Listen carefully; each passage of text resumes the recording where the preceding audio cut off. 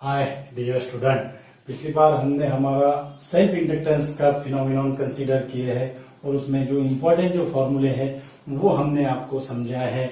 और आज जो है हम उसका जो सेल्फ इंडक्टेंस के आगे का जो इम्पोर्टेंट जो पार्ट है that is the mutual inductance.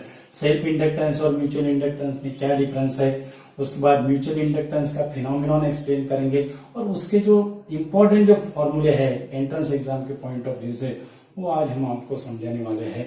तो वीडियो लास्ट तक देखिएगा डियर स्टूडेंट।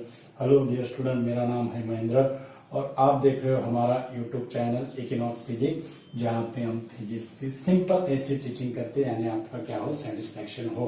और आज का जो आर्टिकल है हमारा that is the mutual inductance. Okay, हमने सेल्फ इंडक्टेंस देखा है। सेल्फ इंडक्टेंस में क्या होता है, that is the EMF induced in the same coil when the current changes in that same coil.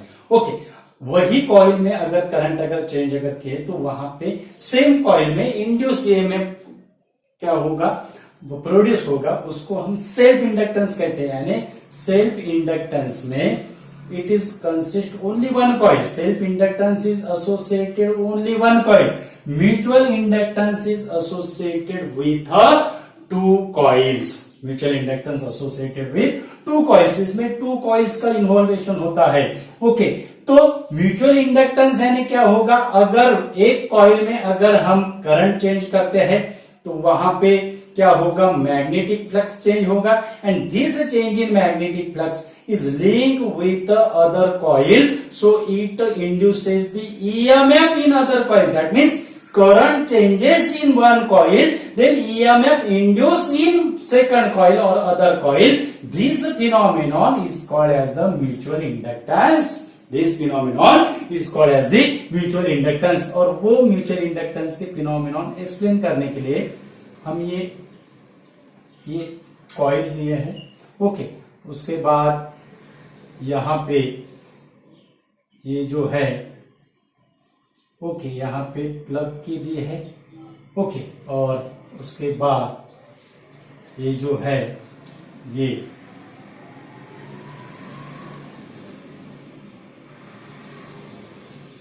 ये हो गया, ये पॉजिटिव निगेटिव, ठीक है, पॉजिटिव निगेटिव।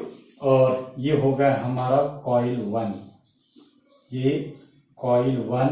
उसके बाद ये जो है ये हो गया हमारा सेकंड कॉइल। ओके, ये हो गया सेकंड कॉइल, इसको हम यहाँ पे गैलोनोमीटर अटैच करते हैं। यानी अगर ईएमएफ अगर इंड्यूस अगर होगा तो करंट इंड्यूस होगा और ये गैलोनोमीटर क्या होगा, डिफ्लेक्शन देगा। That is galvanometer deflected when the induce EMF induce in the coil. Okay, अब यहां से क्या होगा, अब कॉइल 1 में अगर हम करंट उसको हम I1 कहेंगे, I1 अगर पास अगर करते हैं, ओके, तो ये क्या करेगा, I1 क्या करेगा, इसमें क्या करेगा, मैग्नेटिक फील्ड क्या करेगा, प्रोड्यूस करेगा। ओके, तो वो जो मैग्नेटिक फील्ड होगा ये होगा उसका मैग्नेटिक फील्ड। ओके, ऐसा ये यहां पे क्या करेगा, मैग्नेटिक फील्ड क्या करेगा, प्रोड्यूस करेगा। That is this current created the magnetic field in coil 1। वो मैग्नेटिक फील्ड को हम B1 कहते हैं। वो मैग्नेटिक फील्ड जो है उसको हम क्या कहेंगे, B1 कहेंगे, उसको हम क्या कहेंगे, B1 कहेंगे। ओके, ये हो गया हमारा, ये जो है ये होगा मैग्नेटिक फील्ड B1। अब ये B1 से अब ये करंट होगा। अगर करंट अगर हमने ये कॉइल से अगर चेंज अगर किया तो मैग्नेटिक फील्ड भी क्या होगा, चेंज होगा। This change in magnetic field is induces the magnetic flux, change in magnetic flux in a coil 1। That is this change in magnetic field is created the change in magnetic flux. That means change in magnetic flux link with a coil 1. Change in magnetic flux link with a coil 1, and this magnetic flux induces the EMF in a second coil. यानी ये जो magnetic flux है, ये magnetic flux second coil को भी क्या होगा, link होगा, सेकंड कॉइल को भी क्या होगा, लिंक होगा। इसको हम कॉइल 2 कहते हैं। ओके, तो यहां पे जो मैग्नेटिक फ्लक्स लिंक होगा वो मैग्नेटिक फ्लक्स हम कैसे डिनोट करेंगे, that is Φ21। Magnetic flux link with the second coil, that is the Φ21। Φ21 का मीनिंग क्या होगा, that is the magnetic flux link with magnetic flux link to the second coil, magnetic flux link to the second coil with respect to first coil, okay, and magnetic flux link to the second coil उसको हम associated with respect to first coil ऐसे भी कह सकते हैं। that is Φ21, 2 means जिसपे magnetic flux link होता है, और ये 1 सफिक्स क्या इंडिकेट कर रहा है, जिससे ये मैग्नेटिक फ्लक्स क्रिएटेड हुआ है, लिंक हुआ है, यानी किससे, कॉइल 1 में हमने करंट चेंज किया तो मैग्नेटिक फ्लक्स कहां लिंक हुआ, that is the link with coil 2। Okay, means यहां पे हम ऐसे कह सकते हैं, that is Φ21 is directly proportional to I1, Φ21 is directly proportional to I1. That means Φ21 ये जो है Φ21 equal to some proportionality constant, और वो प्रोपोर्शनलिटी कांस्टेंट को हम क्या कहते हैं, म्यूचुअल इंडक्टेंस। वो प्रोपोर्शनलिटी कांस्टेंट को हम क्या कहते हैं, म्यूचुअल इंडक्टेंस। ओके, अब म्यूचुअल इंडक्टेंस यानी M21 क्या है, M21 means mutual inductance of the second coil with respect to first coil, mutual inductance of second coil associated with the first coil, that is M21 I1। अब coil को अगर number of turns अगर है, okay, ये coil को अगर number of turns अगर है तो मैग्नेटिक फ्लक्स लिंकेज होगा, और मैग्नेटिक फ्लक्स लिंकेज कैसा होगा, that is N2 Φ21 that is equal to M21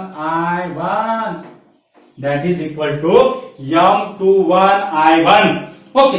अब ये जो है ये हम कैसे लिखेंगे, N2 Φ21 that is equal to M21 I1। ये होगा magnetic flux link with the second coil.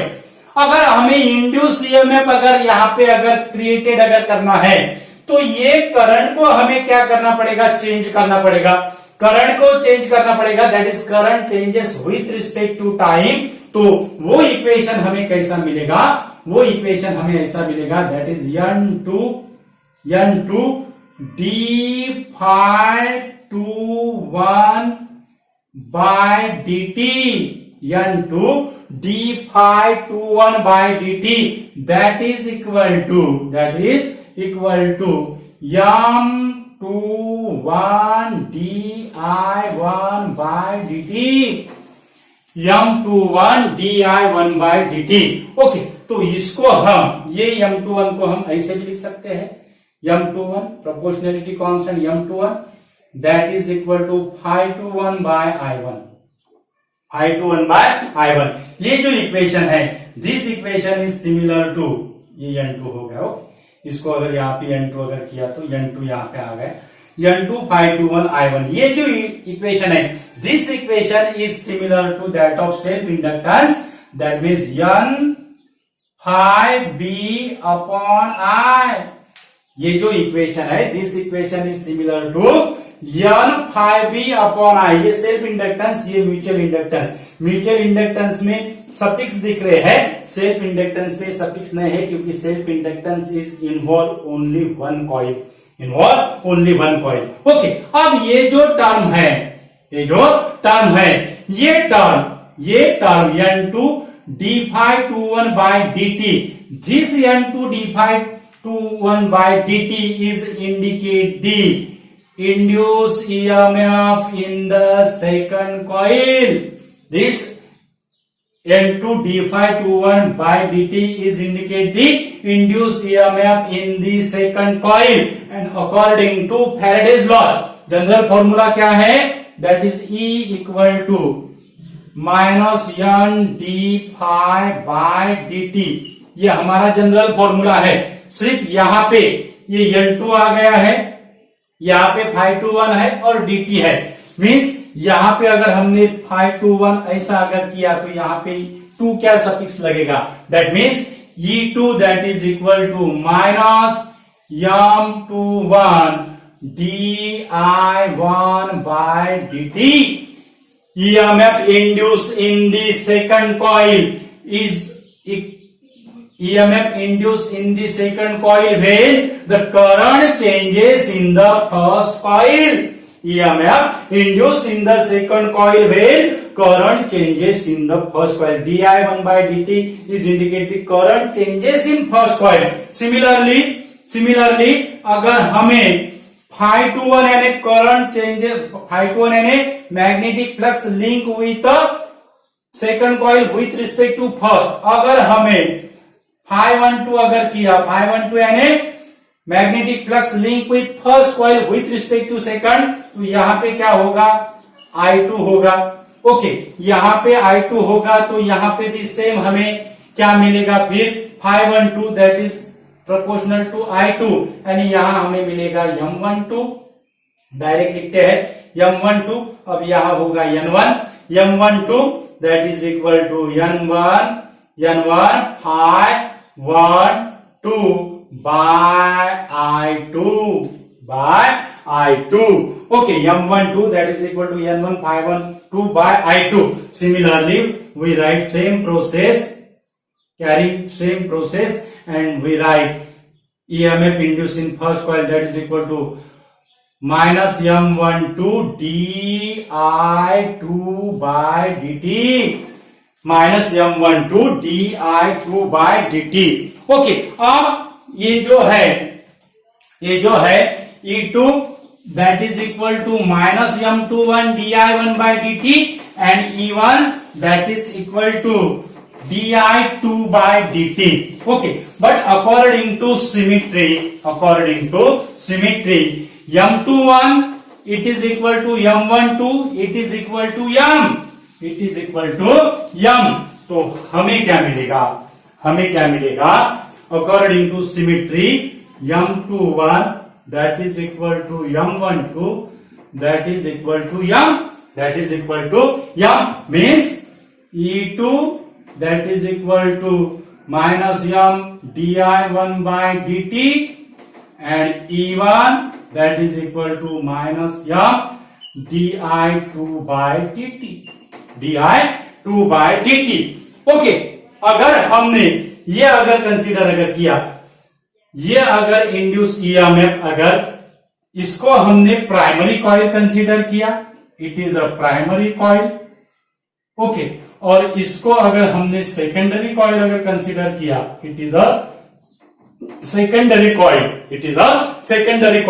तो ये जो EMF होगा, ये